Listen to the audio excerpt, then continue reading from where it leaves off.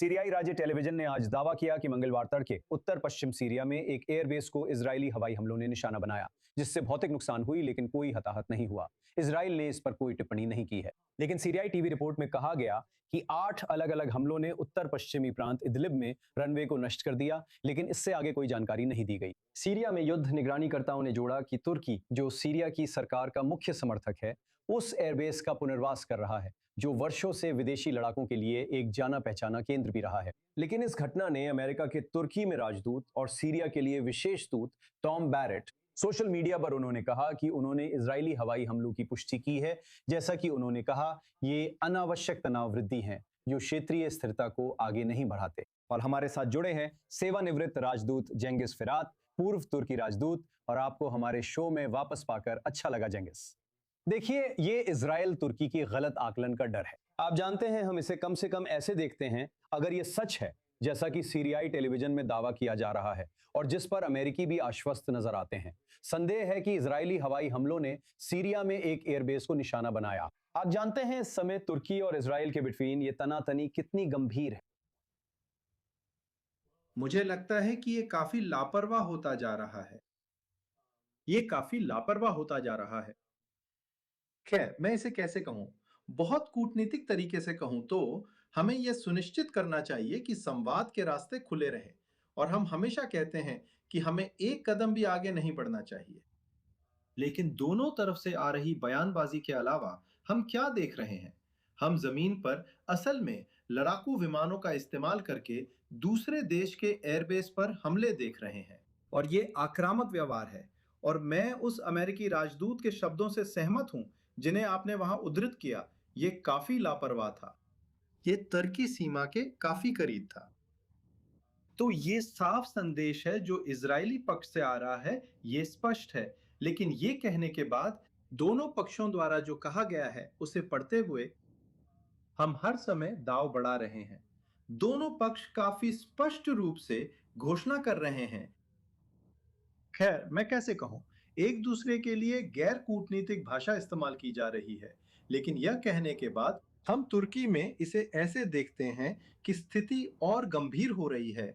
आक्रामक व्यवहार इजरायली पक्ष से आ रहा है, न केवल शब्दों में बल्कि असली कार्रवाइयों में भी। ठीक है, मुझे यहाँ 1 मिनट के लिए बीच में और वो बोलने है दीजिए जेंगिस। हाँ, बिल्कुल बिल्कुल। सीरिया में इतनी गहराई तक हमले करना सिर्फ अभ्यास के लिए नहीं है, और आप इस समय इजराइल से आने वाले खतरों की बात कर रहे हैं, लेकिन साफ तौर पर खतरे की एक धारणा है। आप जानते हैं, सीरिया से जो खतरा आ रहा है, जो कि जिहादी समूहों का एक जाल है जिसे तुर्की सरकार समर्थन देती है, और आप शत्रुतापूर्ण बयानबाजी की बात कर रहे हैं। आप जानते हैं, हम सिर्फ पिछले 1 साल में अंकारा से इजराइल के खिलाफ आई बयानबाजी पर एक किताब लिख सकते हैं, सारी बेबुनियाद बातें और इस तरह की चीजें। तो आप जानते हैं, आपको क्या लगता है कि राजदूत बराक और अन्य लोग किस तरह की स्थिरता के लिए प्रयास कर रहे हैं ना अभी? देखिए, तुर्की और मेरी समझ के अनुसार राजदूत बरागदी वो इस समय गठबंधन बनाने की कोशिश कर रहे हैं।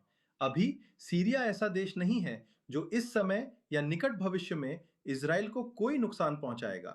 तो उस पर बार बार हमला करना, लगातार, आपके शब्दों में कहें तो जमीन पर अपनी कार्रवाइयों का अभ्यास करना वगैरह, ये सब अंतरराष्ट्रीय कानून के खिलाफ है। जो जरूरी है वो ये कि हमें फिर से बातचीत शुरू करनी चाहिए। हमें फिर से कूटनीति की ओर लौटना चाहिए।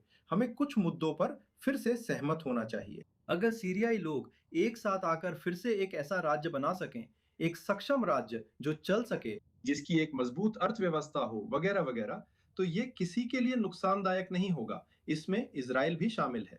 अब जो हम देख रहे हैं वो ये है कि इजराइल सीरिया में किसी भी तरह की सक्षम, स्थिर अर्थव्यवस्था या देश नहीं चाहता।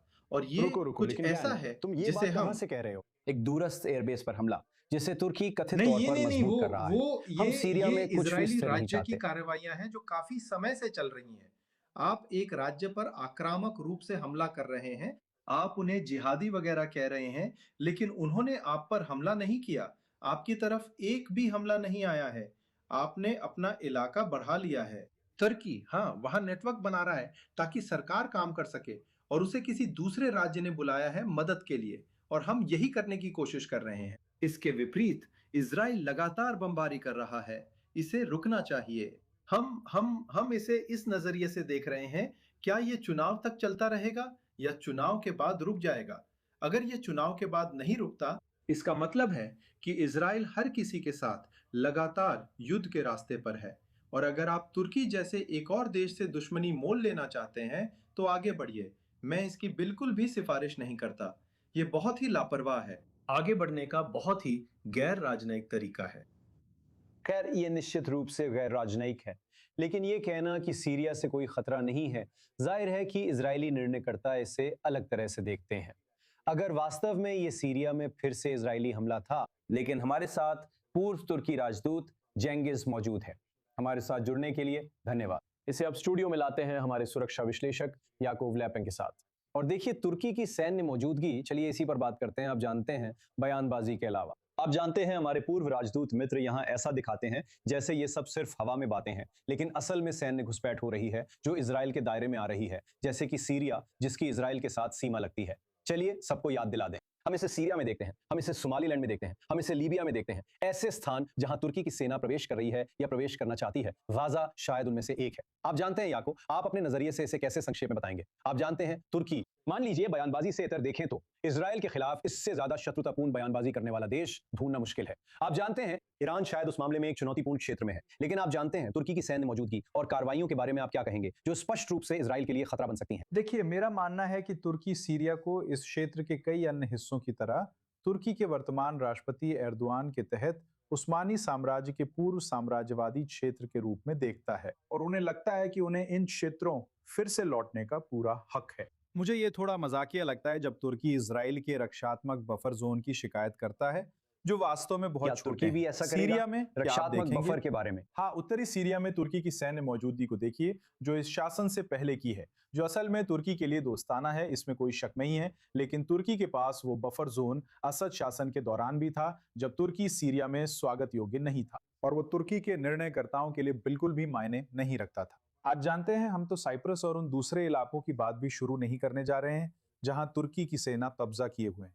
तो सच कहूं, ये बयानबाजी मुझे मजाकिया लगती है। लेकिन देखिए, आखिरकार हमारे पास यहाँ जो है वो एक बहुत ही अधूरी तस्वीर है। साफ तौर पर, जैसा कि आप कह रहे हैं, अगर मान भी लें कि ये इजराइल था, किसी तरह की खुफिया जानकारी आई थी किसी खतरनाक क्षमता के बारे में। ये खुद एयरपोर्ट नहीं था। असल में तुर्की जो उस एयरपोर्ट में लगाने या तैनात करने की योजना बना रहा था, बात उसकी थी। हमें नहीं पता वो क्या था। क्या ये कोई उन्नत एयर डिफेंस सिस्टम हो सकता था जो इजराइल की उस हवाई क्षेत्र में कार्रवाई करने की क्षमता के लिए गंभीर खतरा बन सकता था? ये मत भूलिए कि ये वही रास्ता है जिसका इस्तेमाल कथित तौर पर ईरान तक पहुंचने के लिए किया गया है। क्या ये कोई ड्रोन क्षमता थी, रडार, मिसाइलें, ऑफेंसिव डिफेंस? हमें नहीं पता। ये गोपनीय खुफिया जानकारी है। मैं कहूंगा कि इजरायली निर्णयकर्ताओं के लिए लेकिन मानक साफ ये है तौर कि वे पर कहें, चलिए इस चीज को इसके करीब मारो। तुर्की सीमा के ये करीब। सिर्फ ये बहुत लापरवाही नाटकीय नहीं है। है। निर्णय लेने वालों के लिए संदेश। तुर्की के निर्णयकर्ताओं से कहा जा रहा है, हमने आपसे इसे तैनात ना करने के लिए कहा था। हम देख रहे हैं कि आप इसे करने वाले हैं। ऐसा मत करो डेविड, ये पहली बार नहीं है, क्योंकि हम जानते हैं कि अप्रैल 2025 में सीरिया के रेगिस्तान के बीचों बीच देश के केंद्र में स्थित एक रणनीतिक एयरबेस जिसका नाम T4 है, उस पर कथित तौर पर इजराइल ने हमला किया था। एक बार फिर खुफिया जानकारी मिलने के बाद बताया गया, जिससे पता चला कि तुर्की इस क्षेत्र में खतरा पैदा करने वाली क्षमताएं तैनात करने वाला था। अब दूसरी बात यह है कि जरूरी नहीं कि इन क्षमताओं को तुर्की ही सक्रिय करे। इन्हें संभवतः सीरियाई शासन सक्रिय कर सकता है। और सीरियाई शासन कौन है? खैर, जब आप खुद खतरे का सामना नहीं कर रहे होते तो जिहादियों के खतरे को कम करके आंकना आसान होता है। लेकिन हम जानते हैं कि सीरियाई सेना जिहादियों, कट्टरपंथियों और उन लोगों से बनी है जिन्होंने यरूशलेम को जीतने की कसम खाई है। वे हमास जैसे लगते हैं। हम जानते हैं कि ऐसी बयानबाजी कहां ले जाती है, और 7 अक्टूबर के बाद इजराइल इन ताकतों को खतरनाक क्षमताएं विकसित करने की अनुमति नहीं देगा।